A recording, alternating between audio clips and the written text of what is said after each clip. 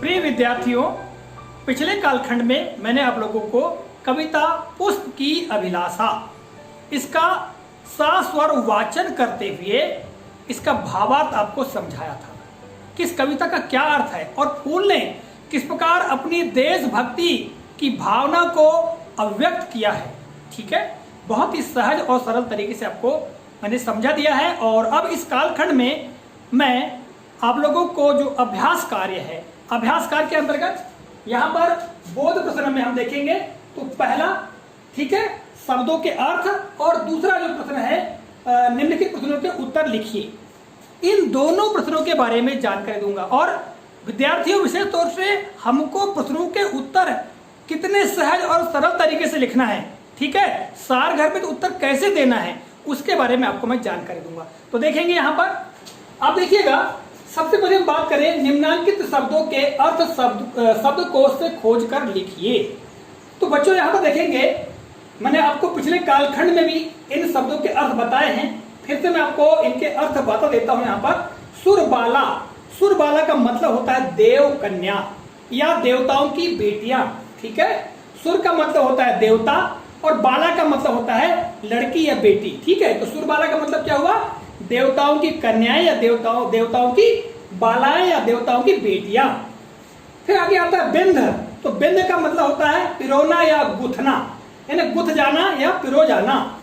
फिर आगे आता है सम्राट, सम्राट का मतलब होता है राजा या महाराजा। फिर आता है इठलाना, इठलाना का मतलब होता है घमंड करना, इतराना।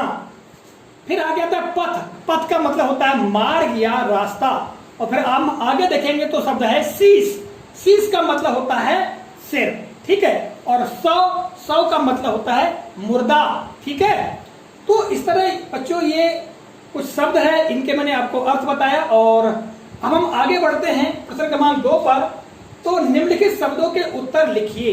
पहला प्रश्न है कि देवों के सिर पर चढ़ने के बाद पुष्प के कौन से भाव व्यक्त होते हैं।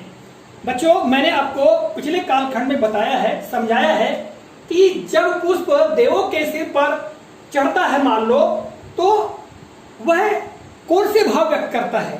तो पंक्ति कौन सी, देखो वो पंक्ति है कि चाहे नहीं देवों के सिर पर चढ़ू भाग्य पर इठलाऊं। ये कविता की पंक्तियां हैं, किंतु आपको उत्तर में कविता की पंक्ति नहीं लिखना है। आपको क्या लिखना है, आपको इस तरह से लिखना है जैसा कि मैंने यहाँ लिख के बताया है कि देवों के सिर पर चढ़ने के बाद पुष्प के अपने भाग्य पर घमंड न करने के भाव व्यक्त होते हैं। यानी सीधी सी बात है कि जो पुष्प है वो देवताओं के सिर पर चढ़ाए जाने के बाद भी अपने स्वयं के भाग्य पर घमंड नहीं करना चाहता, वह इतराना नहीं चाहता, ये भाव व्यक्त करता है। तो आपको इसी तरह लिखना है कि देवों के सिर पर चढ़ने के बाद पुष्प के अपने भाग्य पर घमंड न करने के भाव व्यक्त होते हैं। देखो, एक पंक्ति में का उत्तर है और पूरा यहाँ भाव व्यक्त हो गया है। इस प्रश्न का पूरा उत्तर इसमें आ गया है। ठीक है, अब आगे चले तो प्रश्न क्रमांक ख देखते हैं। तो पुष्प वनमाली से क्या कह रहा है।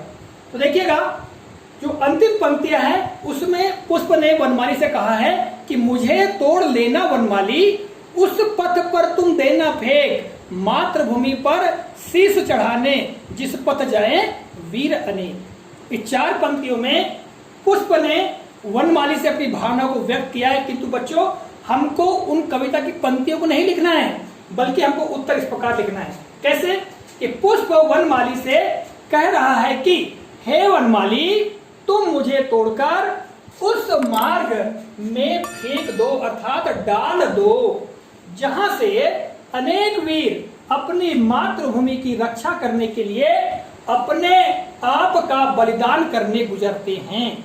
तो देखिएगा, यहाँ पर जो कविता की 4 अंतिम लाइनें हैं उनका पूरा भाव यहाँ पर आ गया है। ठीक है, कि पुष्प वनमाली से कह रहा है कि हे वनमाली, तुम मुझे तोड़कर उस मार्ग में फेंक दो अर्थात डाल दो, जहां से अनेक वीर अपनी मातृभूमि की रक्षा करने के लिए अपने आप का बलिदान करने के लिए गुजरते हैं। हुआ ना पूरा उत्तर।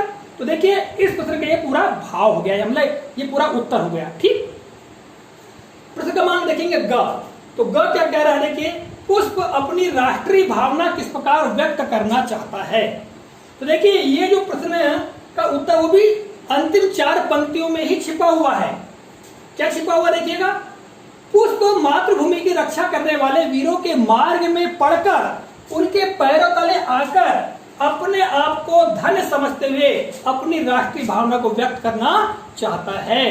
तो देखिए बच्चों, यहाँ पर इस प्रश्न का उत्तर मैंने बहुत ही सटीक और बहुत कम शब्दों में देने का प्रयास किया है। ठीक है, जब हमने आपको भावार्थ समझाया था तो भावार्थ समझाने के बाद आपने यही तो समझा कि पुष्प जो है वो अपनी मातृभूमि की रक्षा करने वाले वीरों के मार्ग में आना चाहता है, उनके मार्ग में डाल देने को कहता है वनमाली से, ताकि उनके पैर के तले यानी पैर के नीचे आकर के वह अपने आप को धन्य समझे कि चलो जो लोग मातृभूमि की रक्षा कर रहे हैं, मैं उनके पैरों के नीचे आकर के मैंने उनके पैरों को सुख पहुंचाया है ना। इस तरह से पुष्प उनके पैरों तले आकर अपनी राष्ट्रीय भावना को व्यक्त करता है। तो बच्चों ये बहुत ही संक्षेप में मैंने आपको पूरा जो सार है इस प्रश्न के लिए जो उत्तर है उसको समझा दिया और आपको इसी तरह से लिखना भी है। ठीक है, आगे चलें। प्रश्न घ, पुष्प ने कहां कहां नहीं चढ़ने की इच्छा व्यक्त की है। तो बच्चों यहां पर देखिए ये प्रश्न क्या कह रहा है कि पुष्प ने कहां कहां नहीं चढ़ने की इच्छा व्यक्त की है। ठीक है, देखो गुथने की बात नहीं की जा रही है, चढ़ने की। तो चढ़ने की जब हम बात करते हैं तो पुष्प ने सम्राटों के सौ पर और देवों के सिर पर न चढ़ने की इच्छा व्यक्त की है। ठीक है, अब यहाँ गुथने की बात पूछता मान लो प्रश्न में कि जो पुष्प है वो कहां कहां गुथे नहीं जाने की इच्छा व्यक्त करता है।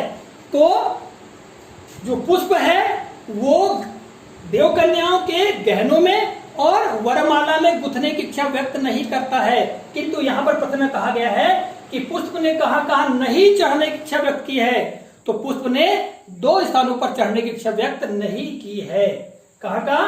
पहली बात तो यह है कि उसने सम्राटों के सौ पर, और दूसरी बात हम करें तो वो देवों के सिर पर न चढ़ने की अपनी इच्छा को, अपनी अभिलाषा को उन्होंने व्यक्त किया है।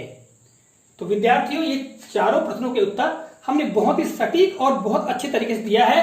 और अब बारी आती है कि इन प्रश्नों में सबसे महत्वपूर्ण प्रश्न कौन सा है जो कि परीक्षा में अक्सर ही पूछा जाता है। तो विद्यार्थियों इसमें हम देखेंगे तो प्रश्न जो ख है ये प्रश्न अक्सर ही परीक्षा में आता है कि पुष्प वनमाली से क्या कह रहा है या पुष्प वनमाली से क्या कहता है। तो सीधी सी बात है कि पुष्प वनमाली से कह रहा है कि हे वनमाली तुम मुझे तोड़कर उस मार्ग में फेंक दो या डाल दो जहां से अनेक वीर अपनी मातृभूमि की रक्षा करने के लिए अपने आप का बलिदान करने के लिए गुजरते हैं।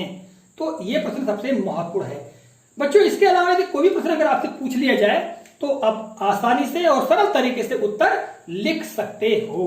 ठीक है, तो बच्चों इस तरह से इस कालखंड में मैंने आपको जो पाठ 1 है पुष्प की अभिलाषा उसके अभ्यास के अंतर्गत बोध प्रश्नों को हल कराया है। आशा करता हूं ये काफी महत्वपूर्ण है और आपको इसका ज्ञान भी हो गया होगा और आप इस वीडियो को बार बार देख करके भी अभ्यास कार्य अपना पूरा कर सकते हैं।